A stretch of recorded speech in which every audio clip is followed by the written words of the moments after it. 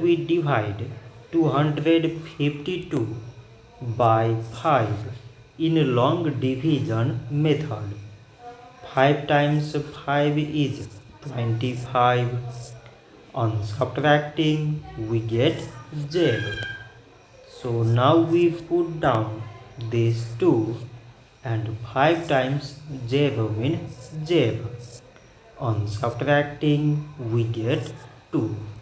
So now we have no any other number to put it down. So we take here decimal, so that we put 0. So it is 20 and 5 times 4 is 20. On subtracting we get 0. So 252 divided by 5 is 50 decimal 4. So this much for today, and thanks for watching.